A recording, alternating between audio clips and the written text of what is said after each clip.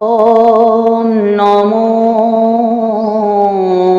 কৃষ্ণ গুৰু দেবায়।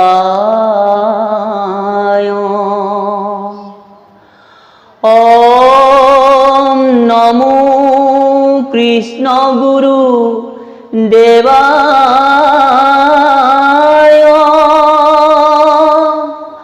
ওম নমো কৃষ্ণ গুৰু দেবায়।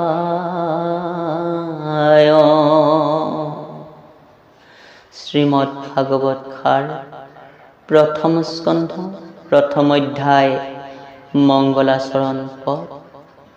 প্ৰভু, আমি মংগলাচৰণখিনি কেৱল পাঠে কৰি যাম, মূল ভাগৱতত আমি আলোচনা কৰিম। প্ৰভু, জয় কৃষ্ণ।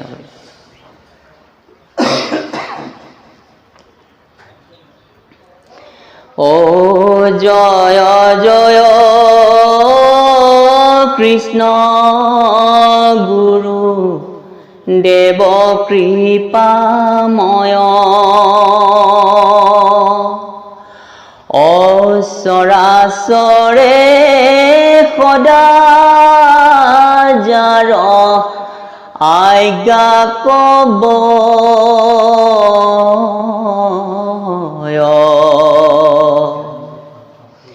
ও তোমাৰ কৃপাৰ কথা কেহু নজানন্ত।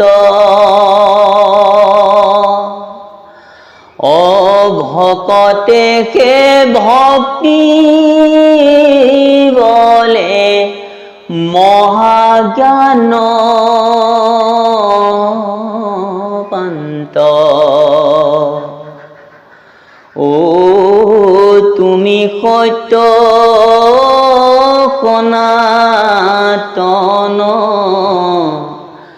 আদি নিৰঞ্জন।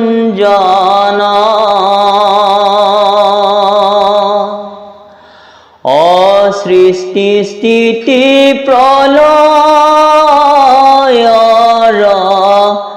তুমি হে কাৰণ।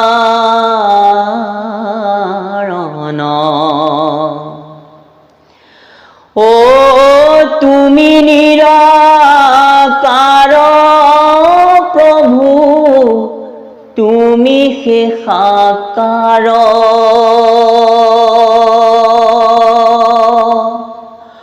ও গুৰু ৰূপে জগতত প্ৰকাশ তোমাৰ।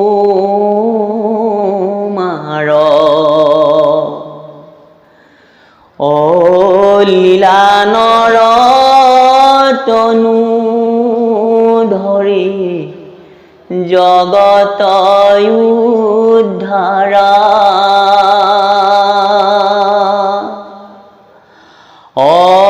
আপোন মায়ায়ে মোহি দুষ্টক সংহাৰা।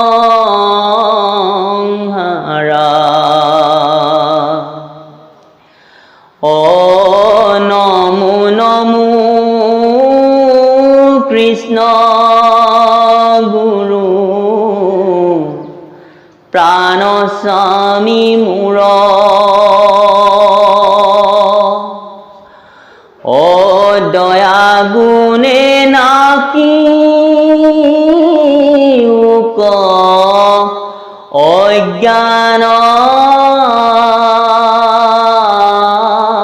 অন্ধকাৰ।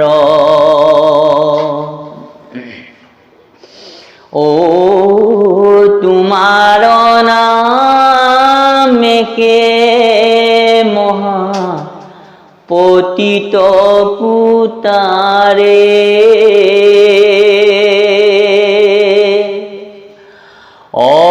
তজু নামে জগতৰে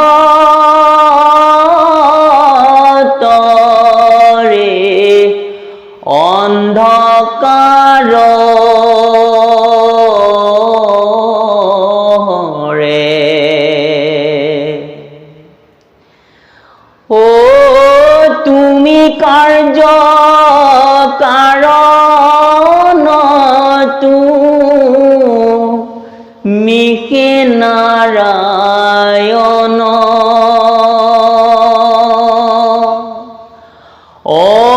মায়াৰ ঊৰ্ধ্বত সদা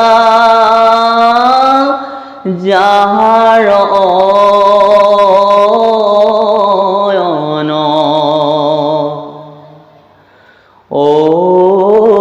চৰাচৰ জগতৰে তুমি হে নিয়ন্তা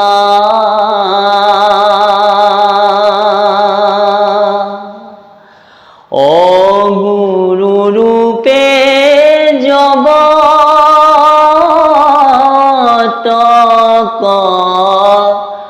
তুমি হে পালন্তা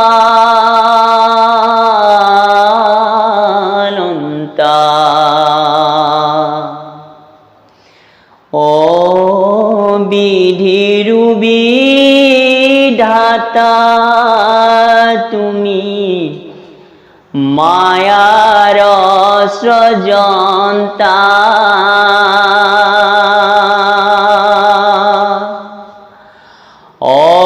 দুৰ্জন জনৰ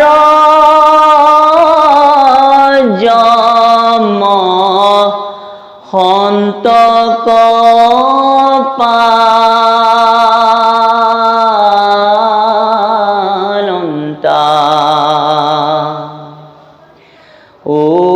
তোমাৰ কটাক্ষ দৃষ্টি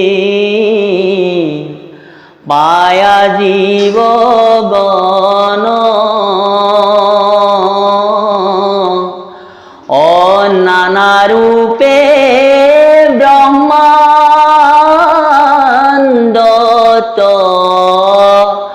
কৰে বিচৰণ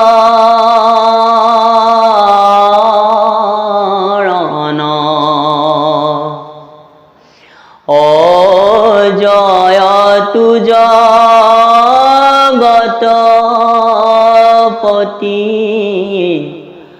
অগতিৰ গতি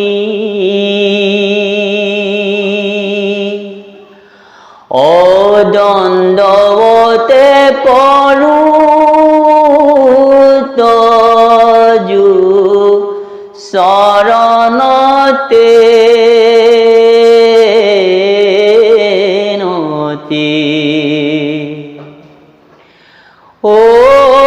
তোমাৰ অমৃত বাণী মহাভাগৱত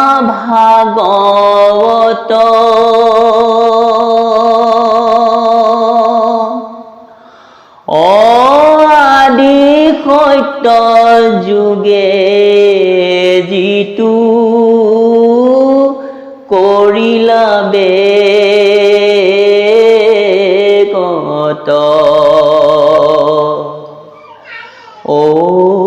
বৈষ্ণৱক কৃপায়েকো হিলা তত্ত্ব সাৰ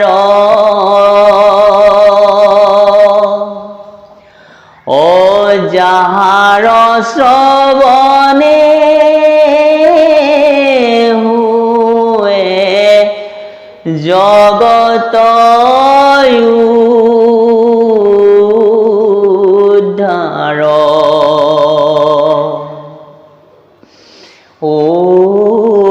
ভক্তি বিনে তত্ত্ব কেহুনো বুঝই হৰি গুৰুৰ কৃপাতে কে মহাজ্ঞান পাই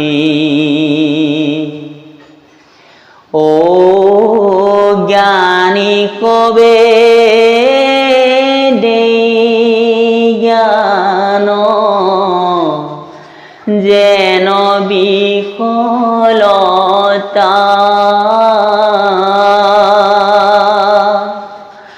ও আত্মজ্ঞানী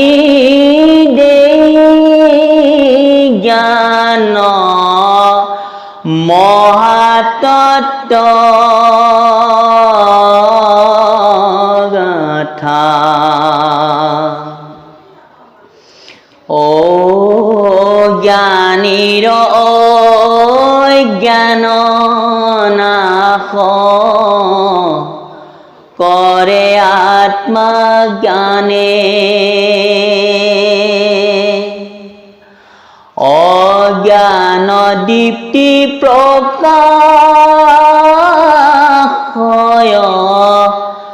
মহাতত্ত্ব জ্ঞানে ও ঈশ্বর তত্ত্ব জানি ভকতি করই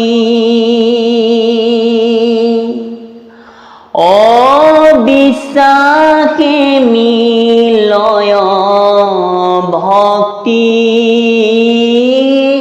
প্রেমাশ্রুব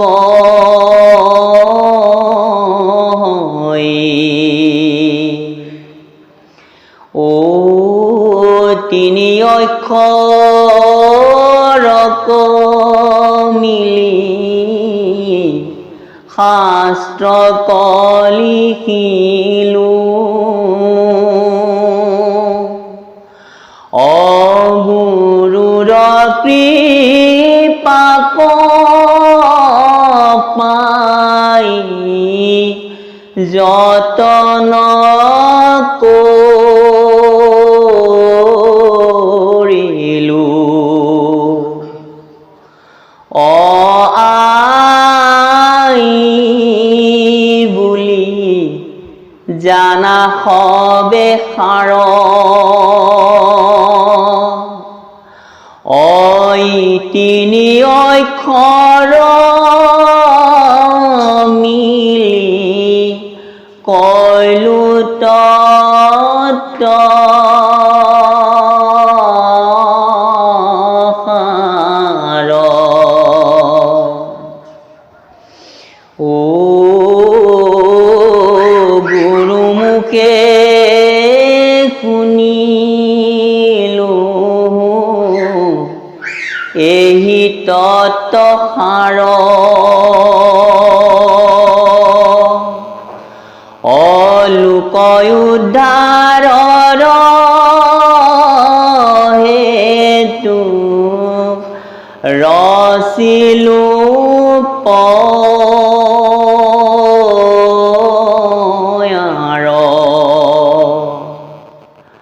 প্ৰথম স্কন্ধৰ পৰা দ্বাদশ স্কন্ধৰ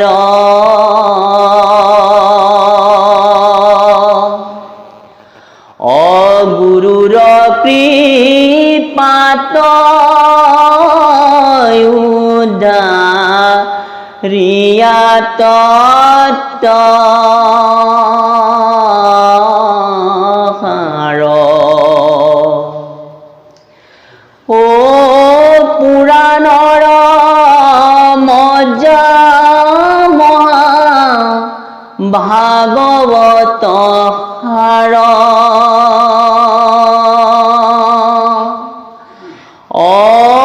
লিখিলো হে পদ বন্ধে চৰিত্ৰ কৃষ্ণৰ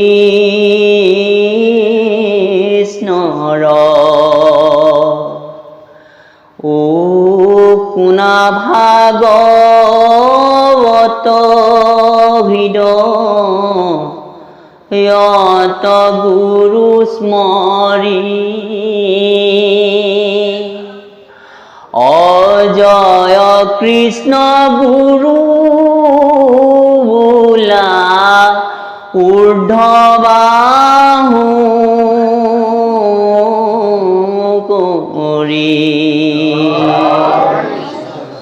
ও শুনা ভাগৱত হৃদয়ত গুৰু স্মৰি অজয় কৃষ্ণ গুৰু ঊৰ্ধ্ববাহু কৰি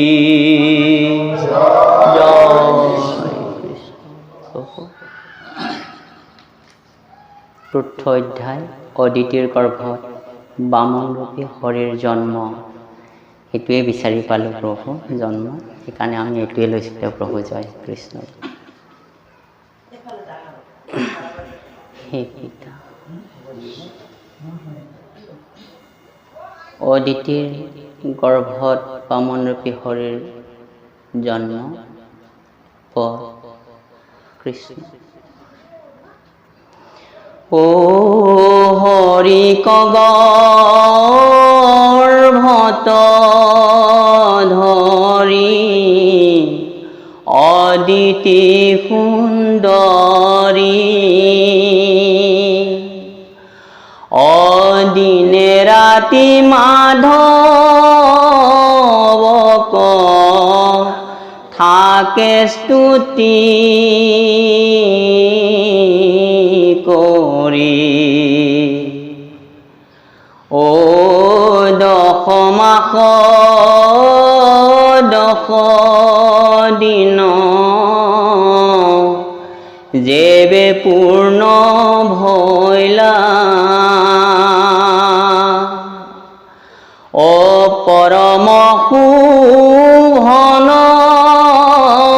কাল আকিয়ামিলা ভাদ্ৰ মাসে শ্ৰৱণ দ্বাদশী তিথি ভৈলা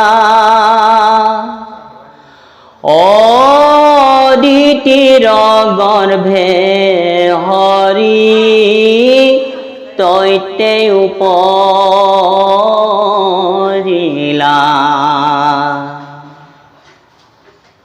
যেতিয়াই প্ৰভুৰ সৃষ্টি এই ধৰাধামত অত্যাচাৰী দুৰ্জন বিলাকে সন্ত সাধুৰ ওপৰত উৎপীড়ন চলায়, তেতিয়া শান্তি ভাৱেৰে ভকতসকলে সন্ত সাধুসকলে প্ৰভুৰ নাম ল'ব নোৱাৰে, ভকতি কৰিব নোৱাৰে। আৰু তেতিয়াই একান্ত ভকতসকলে প্ৰভুক কাতৰ আহ্বান জনায়, হে প্ৰভু, তুমি আকৌ অৱতাৰ ধাৰণ কৰা, অৱতাৰ ধাৰণ কৰি দুষ্টসকলক সংহাৰ কৰি ভকতসকলক লগত লৈ তোমাৰ সৃষ্টি এই ধৰাধাম শান্তি প্ৰতিষ্ঠা কৰা। এইবুলি কাতৰ আহ্বান কৰে তেওঁৰ একান্ত ভকতসকলে। আৰু ভকতবৎসল ঈশ্বৰে ভকতৰ মনোবাঞ্ছা পূৰ্ণ কৰিবৰ কাৰণে আৰু তেওঁৰ লীলা শান্তি প্ৰতিষ্ঠা কৰিবৰ কাৰণে তেওঁ পুনৰ আবিৰ্ভাৱ হয়। ঠিক তেনেদৰে যেতিয়া অদিতিৰ পুত্ৰসকলক ইন্দ্ৰ আদি কৰি বৈষ্ণৱসকলক দিতিৰ পুত্ৰসকলে বলি আদি কৰি অন্যায় অত্যাচাৰ কৰি উৎপীড়ন চলাইছিল, তেতিয়া এগৰাকী মাতৃৰ পবিত্ৰ হৃদয়েৰে প্ৰভুক আহ্বান জনাইছিল, হে প্ৰভু, তুমি ভকত বৈষ্ণৱৰ লগতে মোৰ পুত্ৰসকলকো ন্যায় দিয়া প্ৰভু। এই দুৰ্জনসকলক দমন কৰি তুমি শান্তি প্ৰতিষ্ঠা কৰা। এইবুলিও প্ৰভুক ভকতি স্তুতি কৰি আছিল। আৰু তেওঁৰ ভক্তিত সন্তুষ্ট হৈ ভগৱন্ত প্ৰভু নাৰায়ণে কৈছিল, হে মা, তোমাৰ ভক্তিত সন্তুষ্ট হৈছোঁ, আৰু এই ভক্তিত সন্তুষ্ট হৈ তোমাৰ গৰ্ভতে মই বামন ৰূপে অৱতাৰ ধাৰণ কৰিম, জন্মগ্ৰহণ কৰিম, এই বুলি কথা দিছিলে বামন ৰূপী ঈশ্বৰে। সেই কথা, সেই প্ৰতিশ্ৰুতি ৰাখিবৰ কাৰণে আই অদিতিৰ গৰ্ভত বামন ৰূপী ঈশ্বৰে জন্ম লাভ কৰিলে, এই ধৰাধামতেও লীলা কৰিবৰ কাৰণে। তাকে কৈছে, ও প্ৰকাশন্ত শিশু যেন দেখি পূৰ্ণ সখী, অলকাতি লক আছে ললাতে প্ৰকাশী,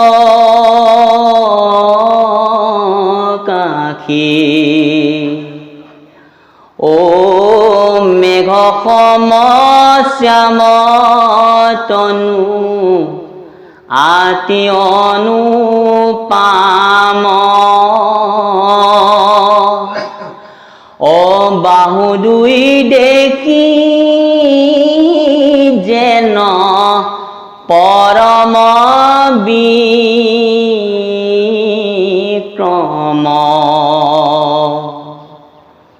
প্ৰভু জন্মগ্ৰহণ কৰাৰ পিছত তেওঁৰ শৰীৰৰ কি এক সুন্দৰ জ্যোতি, তাকে ইয়াত উপমা দিছে।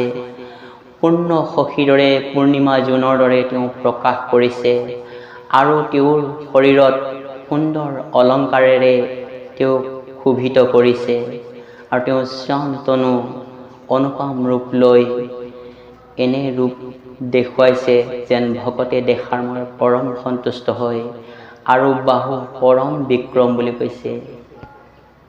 প্ৰভু ঈশ্বৰৰ লীলা অপাৰ। কৈছে একান্ত ভকতসকলে যদিও প্ৰভুৰ লগতে থাকে, তথাপি প্ৰভুৰ অনন্ত মহিমা কেতিয়াও তৰ্কিব নোৱাৰে। যেতিয়া পূৰ্ণ ৰূপে প্ৰভু এই জগতত আবিৰ্ভাৱ হয়, অংশৰূপে আহি, সেই অংশৰূপে আহিও পূৰ্ণ ব্ৰহ্মৰ লীলা মহিমা তৰ্কিব নোৱাৰে। তাৰ প্ৰমাণে বহুত। ত্ৰেতা যুগত ৰামচন্দ্ৰ ৰূপে যেতিয়া আহিছিল, লক্ষ্মণে সেই প্ৰভুৰ লীলা মহিমা তৰ্কিব পৰা নাছিল।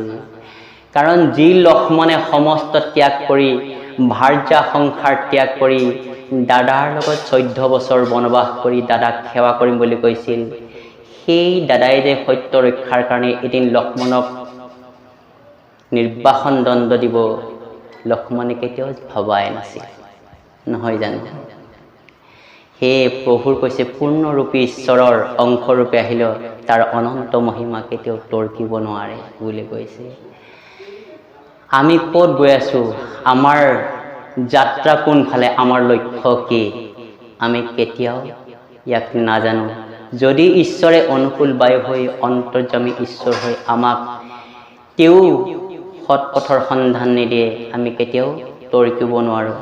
যেদি গৈ যদুবংশসকলক তেওঁক কৈছিল, যেতিয়াই ঋষিৰ অভিশাপ পাইছিল, আৰু অভিশাপ মুখল, শালবৰ পৰা মুখল যেতিয়া প্ৰাপ্ত হৈছিল, সেই মুখলে তোমালোকৰ যদুবংশ ধ্বংস কৰিব বুলি যেতিয়া অভিশাপ দিছিল ঋষিয়ে, সেইটো তেওঁলোকে উগ্ৰসেনক কৈ লুকাই ৰাখিছিল, কিন্তু ভগৱন্ত ঈশ্বৰ কৃষ্ণক কোৱা নাছিল। যেতিয়া ক্ৰমান্বয়ে গৈ গৈ গৈ গৈ সেই সংসাৰৰ ৰূপ ধাৰণ কৰিলে, তেতিয়াহে পিছত সকলোবিলাকে ত্ৰাসিত হৈ কৃষ্ণৰ চৰণত দণ্ডৱতে পৰিছিল। আৰু তেতিয়া কৃষ্ণই কি কৈছিল, ও জগতনি অন্তা প্ৰভু জগতৰে বাপ, ও তাৰ আগে কোন খেৰ কুটা ঋষি সাপ, ও তথাপি তাহাক প্ৰভু ব্যৰ্থ নকৰিলা, ভৈলে কৌচিত কাৰ্য বুলি ৰংগ কইলা, কৈছে যিজনৰ ইচ্ছাত সৃষ্টি স্থিতি প্ৰলয় হয়, সেনেহেন জগতৰ ঈশ্বৰ সকলোৰে জগতৰ বাপ বুলি কৈছে। তেওঁ সকলোৰে পিতৃ, সকলোৰে আধাৰ। তেনেকুৱা ঈশ্বৰৰ ওচৰত কোনো অভিশাপেই নালাগে বুলি কৈছে। অভিশাপে স্পৰ্শ কৰিব নোৱাৰে, কিন্তু তথাপি এই অভিশাপ প্ৰভুৱে কিয় ৰাখিলে? কৈছে কোনো হেৰকুটাই নহয় সেই অভিশাপ। প্ৰভুক কোনো অভিশাপে স্পৰ্শই কৰিব নোৱাৰে, কিন্তু ইয়াক কাৰ্য কাৰণৰ হেতু ভকত বৈষ্ণৱক তেওঁ সন্মান জনাই, তেওঁলোকৰ শ্ৰদ্ধা জনাই এই বাক্য ৰাখিলে তেওঁ কাৰ্য কাৰণৰ কাৰণে। কাৰণ ত্ৰেতা যুগত যেতিয়া প্ৰভুৱে ৰামচন্দ্ৰ ৰূপে আছিল, তেতিয়া প্ৰভুৱে এটা মানৱ শৰীৰ ধাৰণ কৰি অহাৰ কাৰণে এটা প্ৰভুৱে মানৱ দৃষ্টিত এটা অন্যায় কৰিছিল। সেই অন্যায়টো কি? সেই অন্যায়টো যেতিয়া ব্যাধ ৰূপে ভগৱান শ্ৰীকৃষ্ণক দ্বাপৰ যুগত শৰ নিক্ষেপ কৰিছিল, সেই শৰপাত গৈ যেতিয়া শ্ৰীকৃষ্ণৰ চৰণত লাগিছিল, ব্যাধে হৰিণ বুলি দৌৰি আহি দেখে যে ভগৱন্ত ঈশ্বৰ কৃষ্ণ, তেওঁকহে মই এই শৰ নিক্ষেপ কৰিলোঁ। তেতিয়া দণ্ডৱতে পৰি প্ৰভু মোক প্ৰাণ দণ্ড দিয়া, এই বুলি কান্দি কান্দি তেওঁৰ চৰণত সাৱটি ধৰিছিল। তেতিয়াই ভগৱান শ্ৰীকৃষ্ণই কৈছিল, হে ব্যাধ, তোমাৰ একো দুখ নাই। শুনা, তুমি পূৰ্বতে কি আছিলা, আৰু তাৰ কাৰণ লৈ তোমাক মই এইখিনি ব্যাধ ৰূপে আহি আজি মোৰ এইখিনি তোমাক ন্যায় দিবৰ কাৰণে মই কৰিলোঁ। কি? অ পূৰ্বতে আছিলা তুমি বালিৰ নন্দন, অ অংগদ আছিল নাম জানে সৰ্বজন,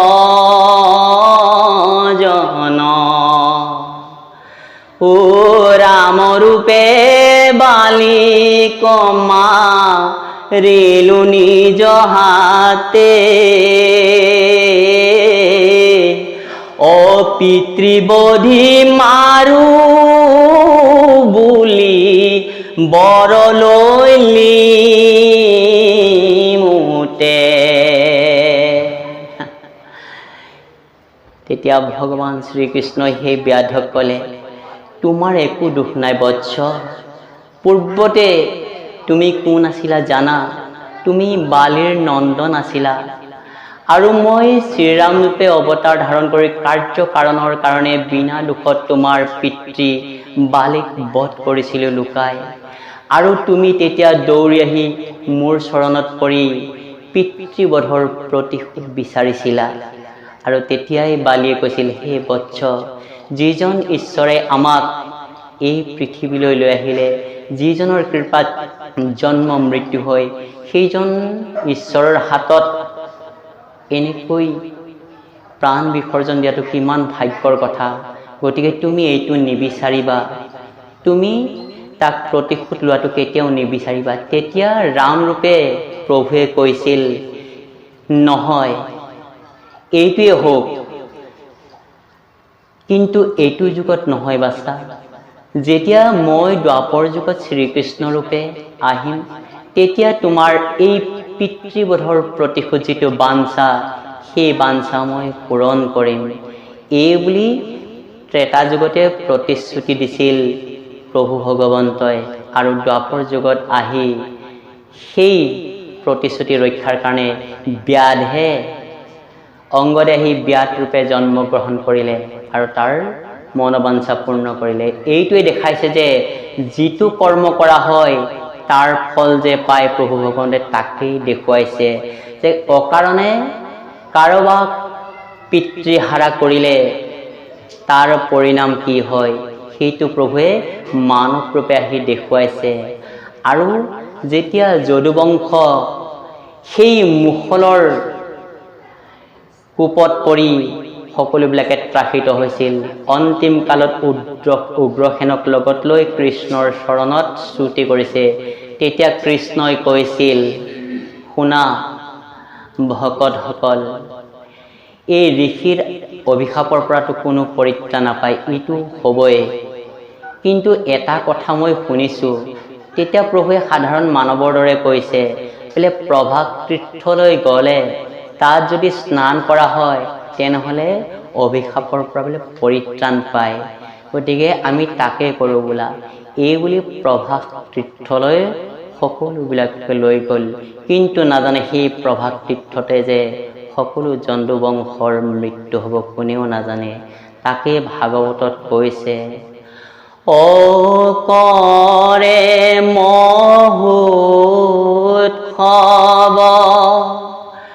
মৰিবাক হব মহাৰংগে চলি যায়।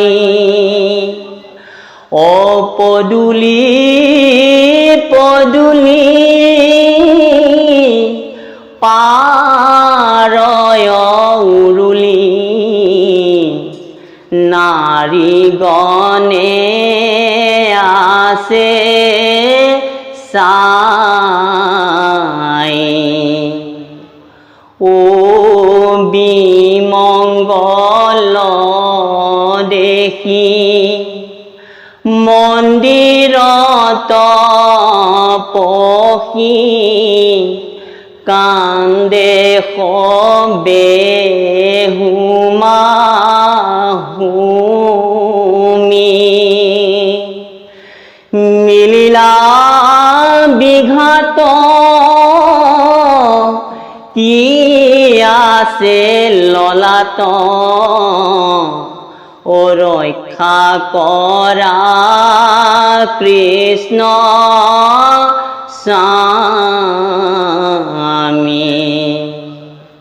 ও ইটো যদু বংশ তুমি কে ঈশ্বৰ ৰাখন্তা মাৰন্তা নাই।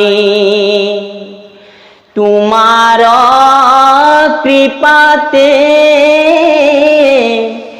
জীয়াই আছো আমি। অ তুমি জীৱ সমুদায়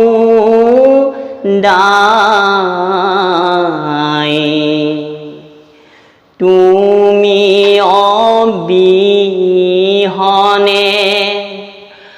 নসহে পৰাণে কুশলে ৰাখিও স্বামী। ও নিজ কৰ্ম ফলে যাওঁ ৰসাতলে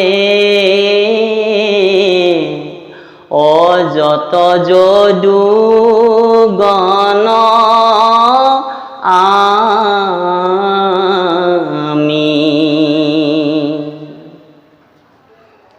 সমস্তবিলাক যদুবংশ যেতিয়া প্ৰভুৰ কথা মতে প্ৰভাত তীৰ্থলৈ যাত্ৰা কৰিছে, তেতিয়া আইসকলে পদূলিৰ মুখে মুখে উৰুলি দিছে। কাৰণ তেওঁলোকক প্ৰতিটো ক্ষেত্ৰতে ভগৱন্ত ঈশ্বৰ কৃষ্ণই ৰক্ষণাবেক্ষণা দি আছে।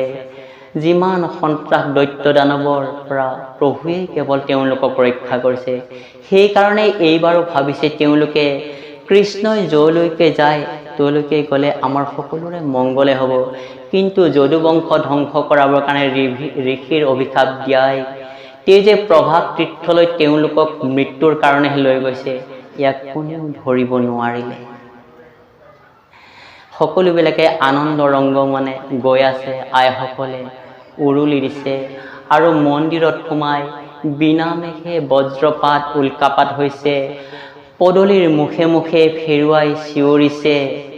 এইবিলাক অপায় অমংগল দেখা পাই সকলোবিলাকে মন্দিৰত সোমাই আইসকলে প্ৰভুক স্তুতি কৰিছে। হে প্ৰভু, তুমি আমাক ৰক্ষা কৰা। এই যদুবংশৰ তুমি ঈশ্বৰ প্ৰভু, মাৰন্তা ৰাখন্তা সকলো তোমাৰ হাততে প্ৰভু। আমাক কুশলে ৰাখা হে প্ৰাণস্বামী। আমি নিজৰ কৰ্মৰ ফলত আজি নিজে ৰসাতলত গৈছোঁ প্ৰভু। আমাক ক্ষমা কৰা, আমাক পৰিত্ৰাণ কৰা। এই বুলি যদুবংশৰ আইসকলে প্ৰভুক স্তুতি কৰিছে, কাৰণ প্ৰভুৱে ইমান আইসকলক ভাল পায়। সেইকাৰণে কৃষ্ণগুৰু ঈশ্বৰেও আইসকলক আশ্ৰমত মাতিয়ে থাকে, কাৰণ তেওঁলোকৰ হ'ল প্ৰেমৰ আধাৰ। তেওঁলোকৰ প্ৰেমত সকলো দৈত্য দানৱো বশ হৈ যায়। কিছুমান উগ্ৰ পুত্ৰ মাতৃৰ স্নেহত, প্ৰেমত, মৰমত বশ হৈ যায়, মা বুলি মাতে। সেইকাৰণে এইবাৰো আইসকলে মন্দিৰত সোমাই প্ৰভুক স্তুতি প্ৰাৰ্থনা কৰিছে, প্ৰভু আমাক কুশলে ৰাখিবা, আমাৰ তুমি জীৱন, আমাৰ প্ৰাণ। এই বুলি সকলোবিলাকে স্তুতি কৰিছে। ঈশ্বৰৰ এই অদ্ভুত লীলা কোনেও তৰ্কিবকে নোৱাৰে। তেনেকৈ প্ৰভুৰ এই লীলা কৈছে, অংশৰূপে আহিলেও পূৰ্ণ অৱতাৰৰ কোনো অনন্ত মহিমা তৰ্কিব নোৱাৰে, আৰু আমিতো সামান্য মনুষ্য বুলি। জয় কৃষ্ণ।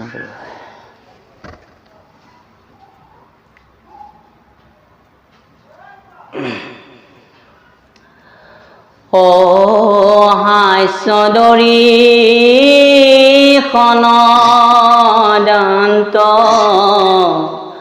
মুকুতাৰ পান্তি অদ্ভুত বালক দিয়ে দেখিলন্তি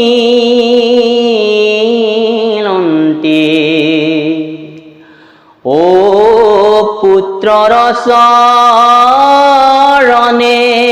পৰি প্ৰণাম কৰিলা। ও সিহি বেলা হেহি স্থানে কাশ্যপ আহিলা। প্ৰভু সুন্দৰ ৰূপত যেতিয়া জন্মগ্ৰহণ কৰি মাতৃৰ কোলাত তেওঁ লীলাৰে আছে, সেইখিনি সময়তে তাত এই অদ্ভুত বালকটো দেখিবৰ কাৰণে তেওঁৰ পিতৃ কাশ্যপে উপস্থিত হ'ল। কাশ্যপৰ বহুকেইজনী পত্নী আছিল, দিতি, অদিতি, বিনতা, কদ্ৰু। এই হ'ল আই অদিতি, যাৰ গৰ্ভত প্ৰভুৱে লীলা কৰিবৰ কাৰণে বামন ৰূপে অৱতাৰ ধাৰণ কৰিলে, জন্মগ্ৰহণ কৰিলে। আৰু এই কাশ্যপে আহি সেই স্থানত উপস্থিত হৈছে। শৰীৰৰ মাংস ভৈলা স্তুতি আৰম্ভিলা। জয় পৰম ব্ৰহ্ম হৰি কৃষ্ণ গুৰু প্ৰভু। অপুত্ৰ ৰূপ দেখি হৃদি প্ৰেম উপজিলা। শৰীৰৰ মাংস ভৈলা স্তুতি আৰম্ভিলা।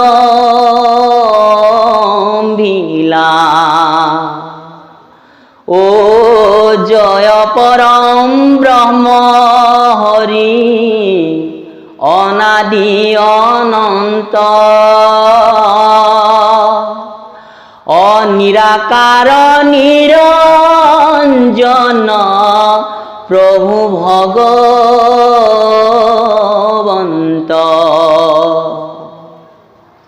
পূৰ্বৰ প্ৰতিশ্ৰুতি মৰ্মে ভগৱন্ত ঈশ্বৰে আহি কাশ্যপৰ ঔৰসত আৰু অদিতিৰ গৰ্ভত যেতিয়া জন্মগ্ৰহণ কৰিলে, সেই অদ্ভুত বালক ঈশ্বৰক দেখা পাই পিতৃৰূপী কাশ্যপে তেওঁৰ স্তুতি কৰিছে। দৰ্শন মাত্ৰে তেওঁৰ শৰীৰ ৰোমাঞ্চিত হৈছে, কৈছে, তুমি অনাদি অনন্ত পুৰুষ প্ৰভু, তুমি পৰম ব্ৰহ্ম, তুমি নিৰাকাৰ নিৰঞ্জন। এই বুলি তেওঁৰ চৰণত স্তুতি কৰিছে কাশ্যপে। ও সৃষ্টি স্থিতি অন্তকাৰী দনুজদ মন ও ভকতৰ ত্ৰাণকৰ্তা প্ৰভু নাৰায়ণ। শুক্ল বস্ত্ৰ পৰিধান হাস্য দৰিখন, আজানুলম্বিত বাহু কমল নয়ন। প্ৰভুৰ এই ও কি কৰিবে পাৰা তুমি ও হে ধনঞ্জয়ী।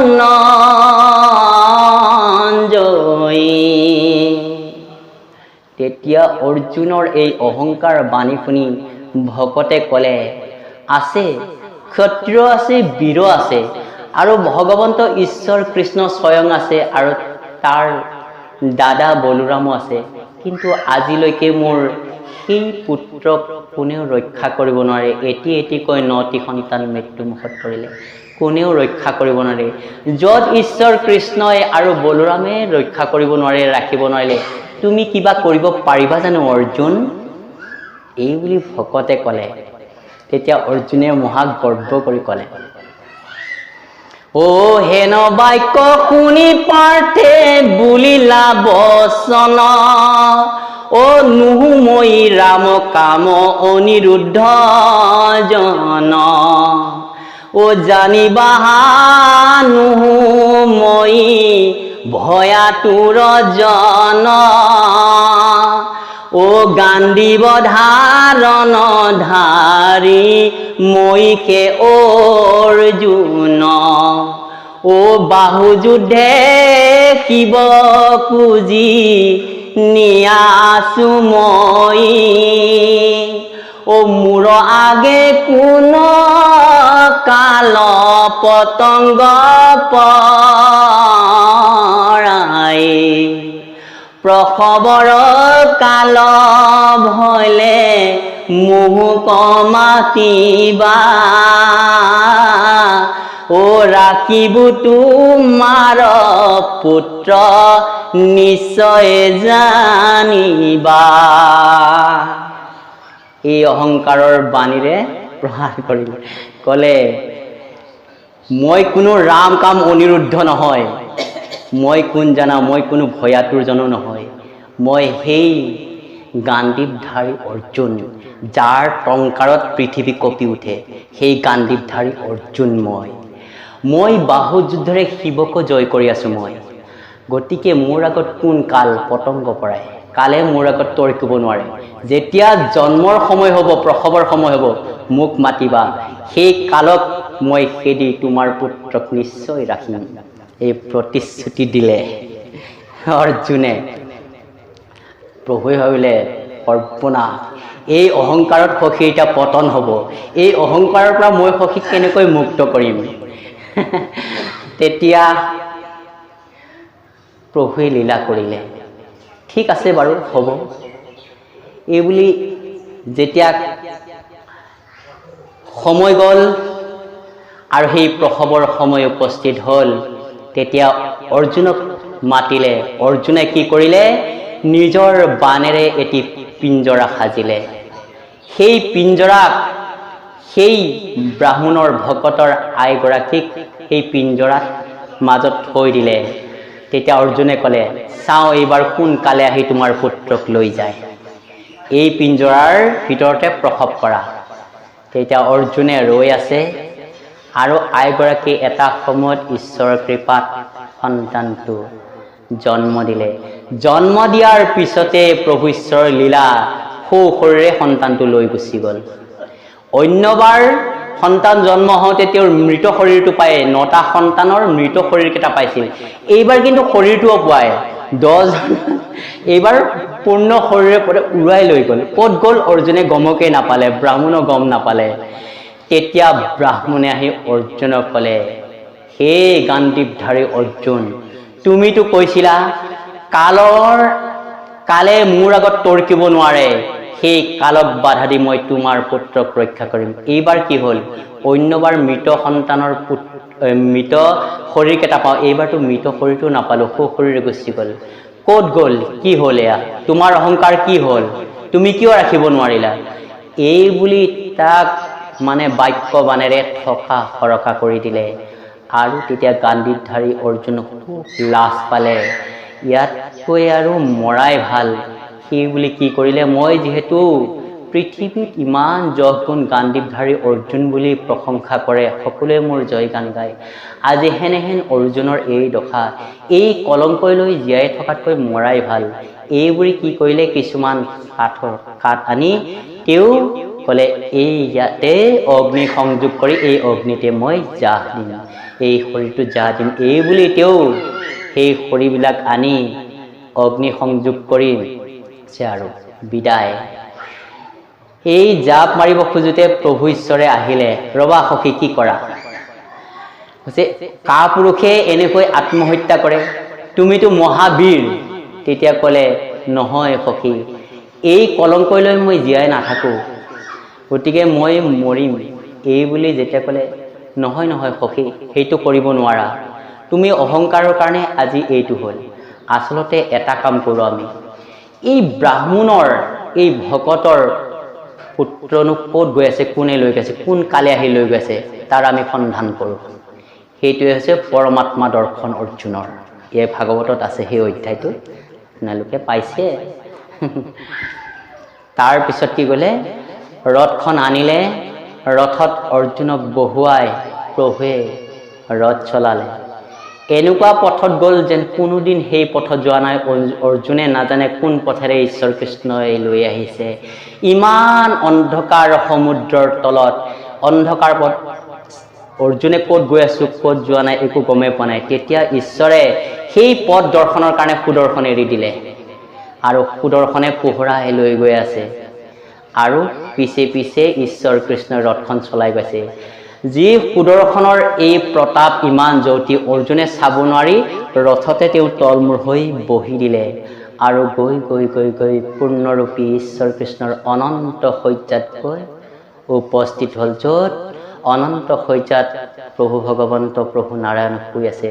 তাত গৈ এই সখা অৰ্জুনক লৈ গৈ ভগৱন্ত শ্ৰীকৃষ্ণ তাত উপস্থিত হ'ল, আৰু উপস্থিত হৈ ভগৱন্ত ঈশ্বৰ কৃষ্ণই নিজে দণ্ডৱতে সেৱা জনালে। সেৱা জনাই অৰ্জুনেও সখী কৃষ্ণক এনেকৈ সেৱা জনাতেও দণ্ডৱতে পৰিলে। তেতিয়া ক'লে, মই যে ব্ৰাহ্মণৰ পুত্ৰকেইটাক আনি আছো, এটাই মাত্ৰ কাৰণ, তোমালোকক মই মৰ্ত্যত নৰ আৰু নাৰায়ণ হিচাপে যেতিয়াৰ পৰা পঠালো তেতিয়াৰ পৰা মই তোমালোকৰ দৰ্শন পোৱা নাই। এই তোমালোকক দৰ্শনৰ মানসেৰে মই এই ব্ৰাহ্মণৰ পুত্ৰকেইটাক মই লৈ আহিলো। এতিয়া লোৱা, এই ব্ৰাহ্মণৰ পুত্ৰকেইটাক লোৱা, তোমালোকৰ দৰ্শন হ'ল, এতিয়া তোমালোকে যোৱা। সেই পুত্ৰকেইটাক সমজাই দিলে প্ৰভু নাৰায়ণে, আৰু সমজাই দি তেওঁলোকক আশীৰ্বাদ দি বিদায় দিলে। কৈছে, অনন্ত অচ্যুত সনাতন নাৰায়ণ বুলি কৈছে। প্ৰভু ঈশ্বৰৰ এই পূৰ্ণ অৱতাৰ তেওঁ আছে। আৰু যে এটা পৰমাত্মা দৰ্শন হ'বলৈ ঈশ্বৰ কৃষ্ণৰ যে পৰমাত্মা ৰূপে তেওঁ আছে, এই দৰ্শনটো কৰাব লাগে অৰ্জুনক। সেই মানসেৰে প্ৰভু ঈশ্বৰে লৈ গ'ল। তেওঁ যে অনন্ত শক্তিৰ আধাৰ, এই ৰূপ দৰ্শন কৰাৰ কাৰণে অৰ্জুনক লৈ গ'ল। আৰু অৰ্জুনে ভাবিলে, আচলতে মোৰ অহংকাৰৰ কাৰণে ভালে হ'লে আজি এই দৰ্শনটো হ'ল, নহ'লেতো নাপালে, কাৰ্য কাৰণ আছে ইয়াতে, নহয়, সেইকাৰণে লৈ গ'ল। পিছত ভগৱন্ত ঈশ্বৰ কৃষ্ণই কি কৰিলে, সেই সখীকেইটাক সখীক দিলে। সেই সখী তুমি লোৱা, ব্ৰাহ্মণক নিজ হাতে তুমি দান কৰিবা, কাৰণ তোমাৰ কলংক কুজক বিয়পিল নহয়। যেতিয়া তুমি নিজ হাতে দান কৰিবা নহয়, তেতিয়া তোমাৰ আকৌ জয়গান গাব। ভকত বৎসল ঈশ্বৰ ইমান কৃপালু, ভকতক প্ৰশংসা কৰাবৰ কাৰণে তেওঁ নিজে কৰি আৰু ভকতকহে নামটো লোৱা কৰাই নহয়। তেতিয়া আহি সেই বিপ্ৰৰ হাতত এই পুত্ৰকেইটাক দিলে, সমজাই দিলে। তেতিয়া অৰ্জুনৰ সেই গাণ্ডীবধাৰী অৰ্জুনৰ জয়গান গ'ল। সঁচাই হে অৰ্জুন, তোমাৰ কাৰণে আজি মই এই লাভ কৰিলোঁ। এই হ'ল প্ৰভু ভগৱন্তৰ যে আমাৰ যে অহংকাৰ মায়া মই এইবিলাকৰ উদ্ধাৰৰ কাৰণে প্ৰভু ভগৱন্তই এনেকুৱা কিছুমান লীলা কৰে। যেতিয়াই আমাৰ অহংকাৰ হয় তেতিয়াই প্ৰভু ভগৱন্তই লীলা কৰি তাৰ পৰা আমাৰ মুক্ত কৰিবৰ কাৰণে এইবিলাক লীলা কৰে। এই হ'ল প্ৰভুৰ পৰমাৰ্থ দৰ্শনত প্ৰভু ঈশ্বৰে এইখিনি লীলা কৰিছে। গতিকে অহংকাৰত পতন হয়। কেতিয়াবা কিছুমান অহংকাৰ প্ৰভুৱে কৈছে অহংকাৰটো ভালৰ কাৰণেহে সৃষ্টি কৰা হৈছে, যে মোক হৃদয়ত লৈ যোনে অহংকাৰ কৰে সেইটো প্ৰকৃত অহংকাৰ। মই প্ৰভুক পাইছোঁ আৰু কি পাব লাগে? প্ৰভুতকৈ আৰু ডাঙৰ ধন পৃথিৱীত একো নাই। যি ঈশ্বৰ নেকি ভক্তি প্ৰেমত ভকতৰ প্ৰেম ভকতিত বিক্ৰী হৈছে, সেইজন ঈশ্বৰক পালে জগতত আৰু পাবলৈ একো বাকী নাথাকে। সেইকাৰণে আটাইতকৈ ডাঙৰ ধন হ'ল প্ৰভু।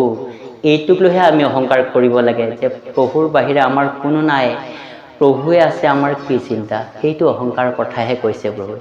কিন্তু ধন ঐশ্বৰ্য টকা পইচাত লিপ্ত হৈ যিটো অহংকাৰ কৰে সেইটো আমাৰ নৰকগামী কৰে, আমাৰ পতনৰহে ৰাস্তা। সেইটো